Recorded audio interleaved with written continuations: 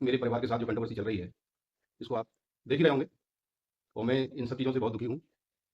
दूसरी बात, बहुत सारे रिएक्शन चैनल वाले ये जो बोल रहे हैं कि अंकल आंटी कुछ बोल नहीं रहे तो हम क्या बोलें। सही बात है, उनकी भी मजबूरी है, कब तक वो मेरे सपोर्ट में बोलेंगे जब तक मैं नहीं बोलूँगा। लेकिन हकीकत ये है कि मैं वाईटी पर बिल्कुल भी नहीं आना चाहता। दूसरी बात ये है कि ये जो कंट्रोवर्सी कर रही है सब झूठ है, पूरी बना के बोल रही है और उसको तो बोलना है। दूसरे बहुत सारे लोग बोल रहे हैं संपत्ति संपत्ति संपत्ति। रिएक्शन चैनल वालों ने बोला है कि अंकल और आंटी आकर के इसमें क्लियर करें। अब दूसरी बात ये है कि संपत्ति क्या होती है। एक्चुअल में मेरे जो 2 बेटे थे, तो मेरी संपत्ति तो चली गई। जो मेरी संपत्ति थी मेरे बेटे थे। अब ये तो गौण संपत्ति है और मेरे पास क्या संपत्ति है, ये मेरी समझ में नहीं आता। पहली चीज़ तो ये है कि जो सपना के संपत्ति के जितने भी कागज़ थे, मैंने सारे सपना को सेंड कर दिया और सपना ने ही मँगाए थे मुझसे। अब रहा लोग बाग बोलते हैं उस विला के बारे में, तो विला के बारे में मैं आपको क्लियर कर दूँ, ये सपना वहाँ होके आ रही है, वहाँ से मुझे कॉल आ गया है।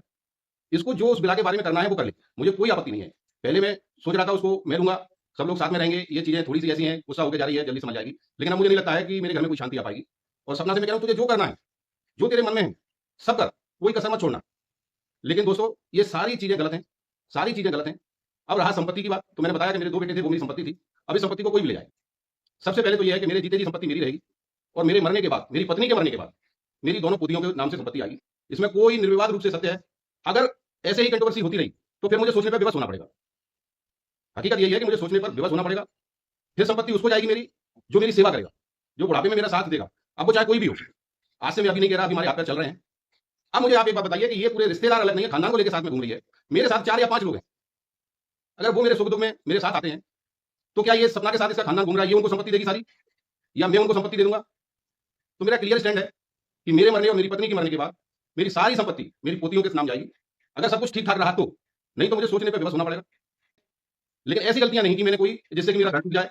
अब चूँकि घर टूट चुका है, अब इसमें कोई उम्मीद बाकी नहीं है, तो मुझे आप सुझाव दें कि इस स्थिति में मुझे संपत्ति के बारे में क्या सोचना चाहिए और क्या करना चाहिए? मैं अक्षरशः उसका पालन करूँगा। आपकी जो मेरे पास जो निर्देश आएँगे और निर्देश दें या कुछ भी दें, जब मेरे आप फेवर में बोल रहे हैं तो मुझे आप निर्देश भी दे सकते हैं। ऐसा कोई वो नहीं है, मुझसे बड़े भी कुछ लोग होंगे, मुझसे छोटे भी कुछ लोग होंगे। तो छोटे हों वो मुझे सुझाव दें, बड़े हों वो मुझे निर्देश दे सकते हैं और मैं वाईटी पे ज़्यादा नहीं आना चाहता, क्यों? कि मैं पहले से ही बहुत दुखी हूँ। आप लोगों को और ज़्यादा मैं दिखा कर के दुखी नहीं करना चाहता और मेरे फेवर में जो बोल रहे हैं, उनको मेरा बहुत-बहुत हृदय से धन्यवाद और मुझे आशा है कि अब वो मेरे साथ ऐसे ही बने रहेंगे और बढ़ चढ़ करके जो सत्यता है, वो आप सब लोगों को दिखाई दे रही है। ऐसा नहीं है कि दिखाई नहीं दे रही, सब लोगों को दिखाई दे रही है। ये नई-नई जो प्रपंच रच रही है, ये सब गलत है, सब झूठ है। मैं आपसे बार-बार निवेदन ये कर रहा हूँ और अनसुने आपको सारी बातें क्लियर कर दी हैं और आवश्यकता पड़ेगी तो वो बच्ची और क्लियर करेगी। अभी तो कुछ भी क्लियर नहीं हुआ है। अगर आपको पूरा क्लियर कर दिया जाए तो आपकी आंखें निश्चित हो जाएँगी। और दोस्तों एक चीज़ मैं और बताऊँगा आपको, सबसे ज़्यादा क्लोज़ सपना के साथ अंशु ही रही है और मैं आपको विश्वास के साथ कह रहा हूँ कि अंशु ने जो बोला है, वो अक्षरशः सत्य है। और अभी तो उसने आधा बोला है, ये भी बता दूँ मैं आपको। अभी उसने आधा बोला है, पूरा जिस दिन बोल देगी, तो सबकी आंखें खुली की खुली रह जाएँगी।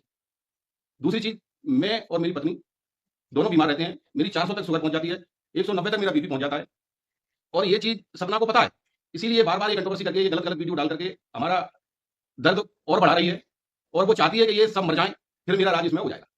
इससे ज़्यादा और मैं कुछ नहीं कहना चाहता। दूसरी एक चीज़ और मैं बता दूँ आपको, आप कहते हो कि मेरी पत्नी सपना की मम्मी से बात नहीं करती। आज मैं आपको सच्चाई बताता हूँ कि क्यों बात नहीं करती। मेरे दोनों बेटे खत्म हुए। सपना की मम्मी आई, रात में ही आ जाती थी, सब कुछ होता था। आगरा में सबसे पहले वही पहुँची थी। मैं तो यहाँ शिवपुरी में था। मैं तो यहाँ से लगभग 3:30 या 3:30 बजे वहाँ गाँव पहुँचा हूँ। मुझे नहीं मालूम है इन्होंने पोस्टमार्टम क्यों नहीं कराया, क्या नहीं किया। जब ये पहुँच गए थे तो इनको कराना था। इनको जो भी लग रहा था वो उनको कराना था। और सपना एक दिन पहले ही, अंशु आप चली जाओ यार, मम्मी-पापा के पास चली जाओ, आपकी वहाँ बहुत आवश्यकता है। तो बिल्कुल सच कह रहा हूँ मैं।